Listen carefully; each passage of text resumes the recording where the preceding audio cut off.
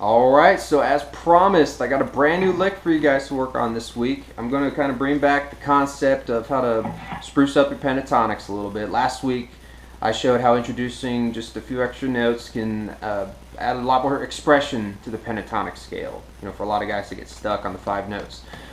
This one is a little extra to chew on. This is going to add some taps and tap slides. So we're going to ditch the pick completely for this one. So we're just going to dig right in right away.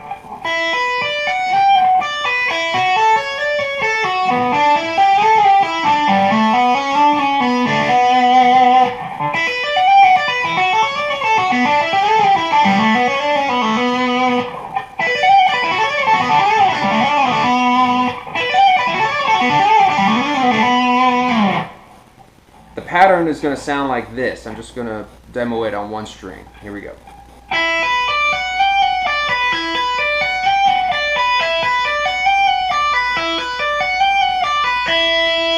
Okay, so the way that works is that I'm hitting the open string, and then this is all hammers from here, so it's going to go open, 7, 10, tap on the 14, half step slide to the 15, half step slide back down, whoop, and then pulling off in the same fashion, so it's going to sound like this.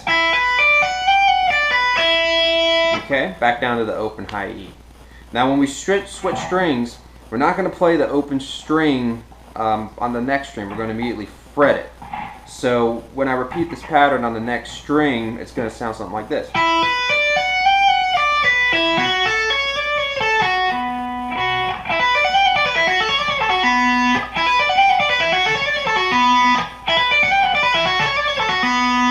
Okay, now you can just rock out on those 2 strings all you want. And it sounds good, you know, with a nice fat B behind it, or, you know, anything in that fashion is totally cool with me. But I'm going to keep going with it on 2 more strings. So on the G string, it's going to go 7, 9, 12, tap on the 12, slide up to 14, then slide back down in the same fashion, and then pull offs to the open G. So slow, it's a little trickier to play because it's a bigger shift on the right hand, but don't let that discourage you. Just go for it. Okay? And then the last one is going to really bring out the B minor sound. It's going to be 7th fret B, 9th fret, tap on the 11, slide to 12, and then back down, same fashion. But before we hit the open, we're going to go ahead and hammer back on the B. So it's going to sound like this.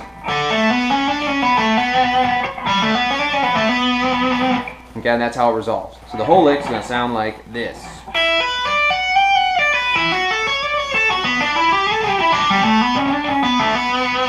Okay, a little faster.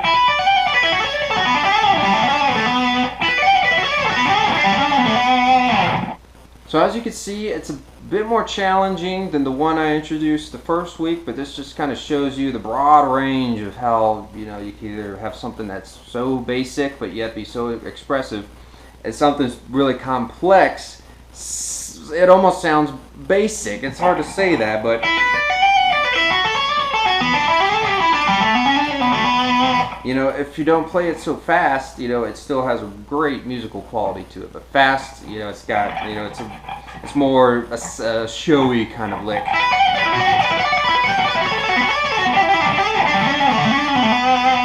You know, it's kind of better played in like free time or something like that, or unless you really know when it's going to resolve. So just give it a try, see if you can fit it in your lick arsenal. Let me know what you think. And like I said, I'll have something new to work on next week. Stay tuned.